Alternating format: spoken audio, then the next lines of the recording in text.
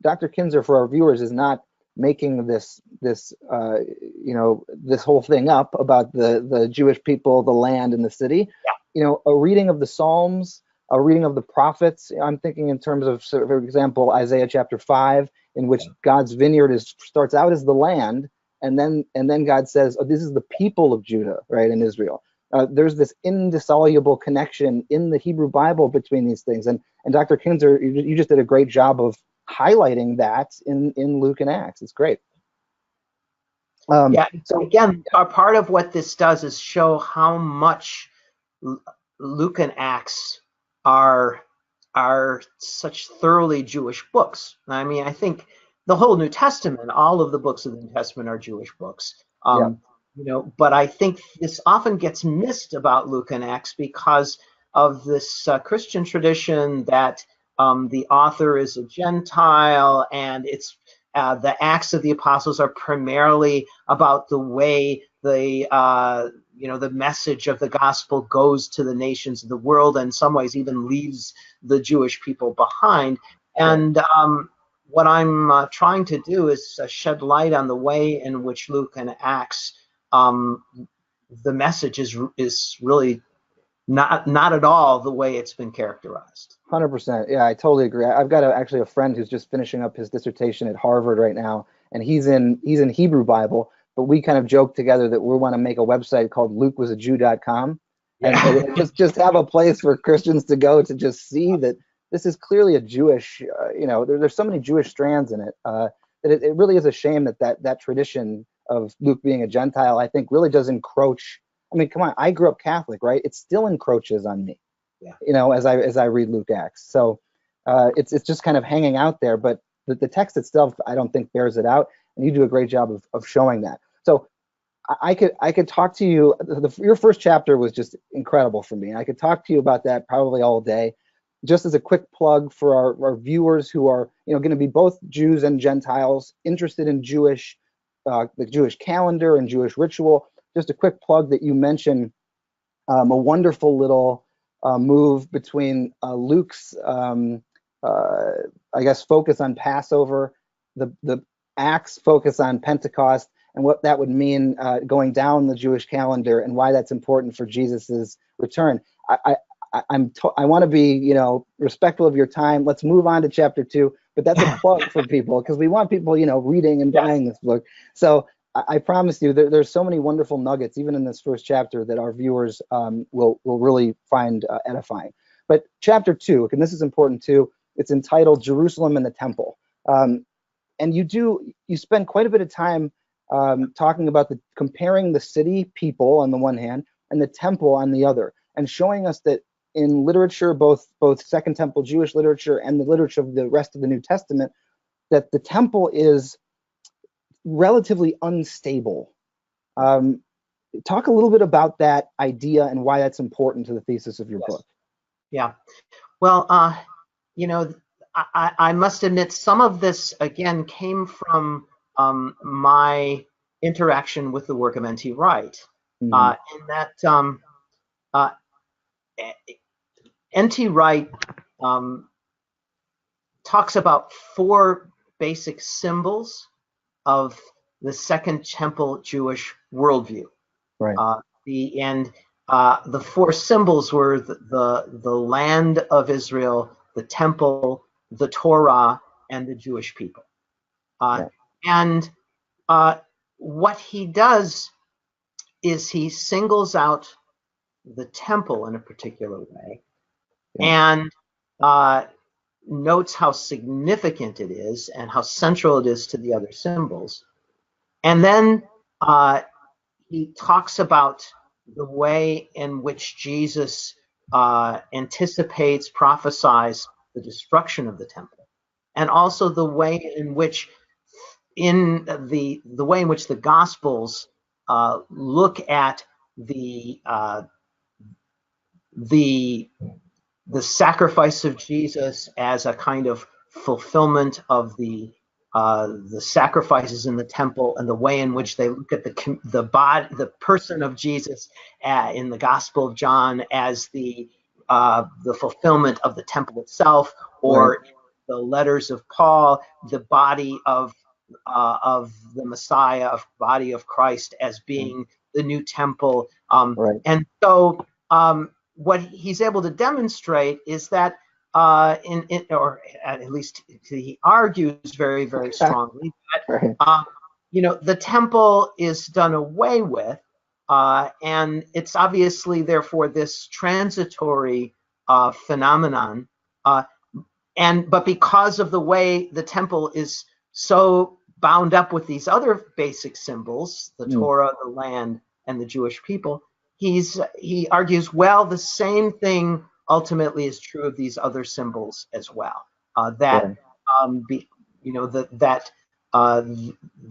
This transitory character of the temple is also true of God's purpose for the Jewish people and the land of Israel and the Torah. And so what I am one of my purposes in this second chapter on the temple was to distinguish the temple, to point out ways in which it's unique among these symbols, and particularly that what is true of the temple is not automatically true of the city of Jerusalem, and that what is true of the temple is not automatically true of the Jewish people and God's purposes for the Jewish people. Good. So, one of the ways in which I did this was pointing out that inherently the temple was always had this unstable character to it. It was always a composite, for one thing, of a particularly chosen geographical site, the Temple Mount, the Ark of the Covenant, which was the most important part of its furniture and what was central to it, and the other paraphernalia of the temple, the other items of furniture like the menorah, the seven-branched candelabra, so after the first temple, there is no ark, and so the second temple already is deficient in relationship to the first temple, and then of course the second temple was destroyed and was destructible in a sense. The city of Jerusalem, on the other hand, it is destroyed, but it's then rebuilt. And one of the points I make in the book is, when we talk about the second, we talk about the first temple, the second temple, and potentially a third temple, but we don't talk about a first Jerusalem, a second Jerusalem, or right. That's right. There's one city which, even when its buildings are destroyed, when its buildings are rebuilt, it's still that city. And so the city of Jerusalem has a continuity and a stability, as does the Temple Mount, as a geographical site, that the temple never did and never could. In the same way, the Jewish people have that kind of stability through history. And so what is true of the temple as a building is not automatically true of either the city of Jerusalem and Temple Mount or the Jewish people. Good. That's great. And so why that's really important, just from I'm thinking in terms of what a Christian would think. I work a lot in both churches and synagogues, and I do a lot with Jewish-Christian relations, and I hear a lot.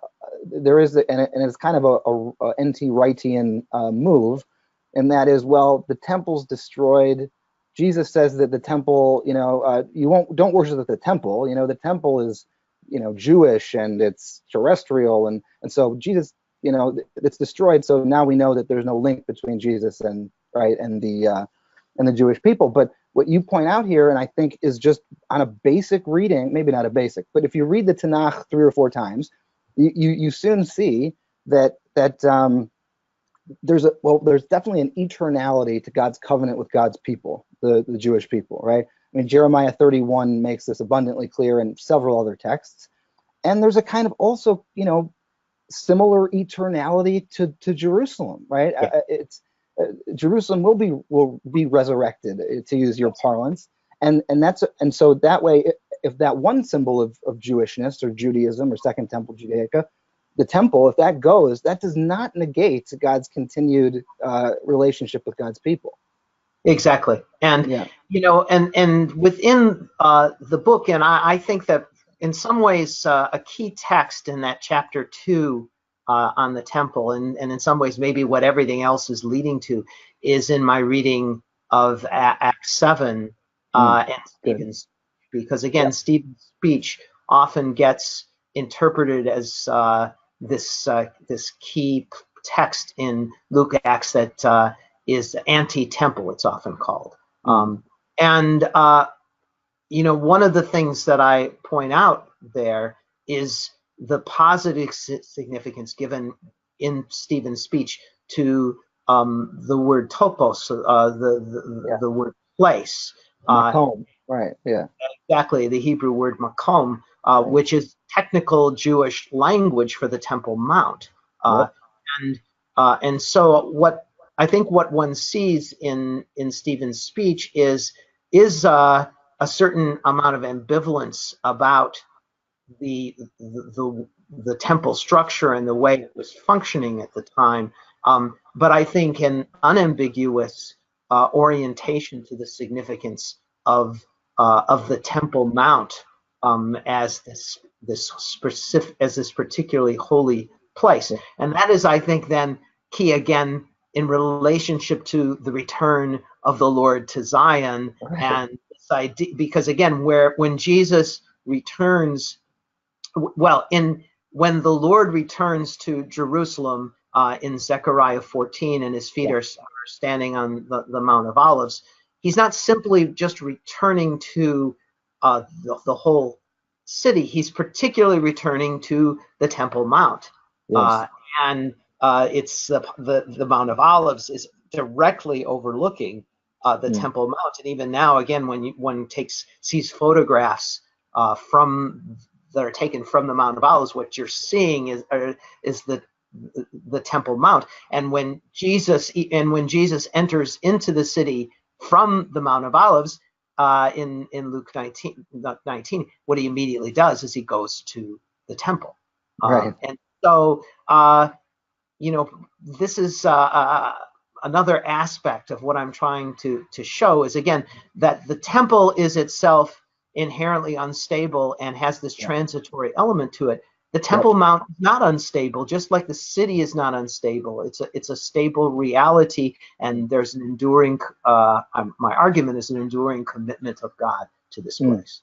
Great, absolutely, and you'd want to say, just to to create a devil's advocate argument, right? One might say, okay, the temple's destroyed. Dr. Kinzer, you do a great job of differentiating that symbol from these other three symbols, but the city was judged, the people were scattered and exiled, right? But something I think I really appreciate, and I'm highlighting it because it points us back to the Tanakh. It points us back to the way God interacts with God's people throughout the Tanakh.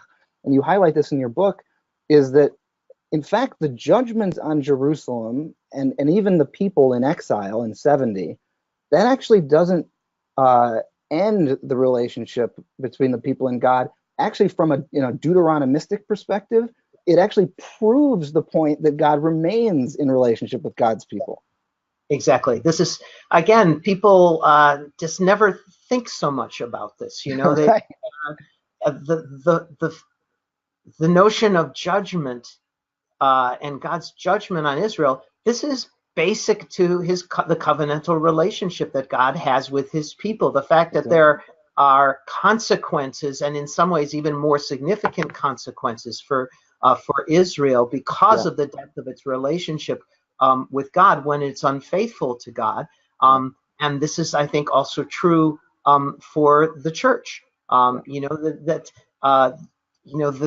are blessings for faithfulness, and there are judgments that come from infidelity. But when we read both in Deuteronomy, the blessings and the curses, or in Leviticus, they look forward to a time when Israel will experience those curses, those judgments, and yet then they look beyond them to when Israel will be restored as Israel turns back to God. And the judgment itself is in effect a kind of training component that expresses the actual relationship, as opposed to something that definitively marks the end of the relationship. And again, and this is in part what I think you're pointing to, was that if Israel, if the Jewish people were simply no longer the people of God in any sense, then there's no longer a reason for them to be judged in a in a particular way any more than any other people. That's right. So yeah, I think this is this fundamental biblical perspective on judgment is one that recognizes it's a mark or a sign of the ongoing covenantal relationship as opposed to the end of that relationship. And that this is, again, as I said, it's also true of the judgments that the church experiences through history. Definitely. Continues to experience. It's this is not when the church experiences judgment, it's not a sign that God has ended his relationship. It's a part of its ongoing discipline of children. That's absolutely right. And the question would be asked, right, if God can quit on Israel, on the physical Jewish people, then God can quit on the church, right? Right.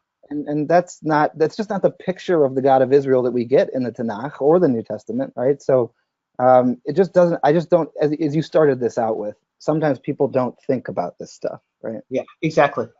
They don't think about and the theological implications of positions that are held and how they cohere or don't cohere.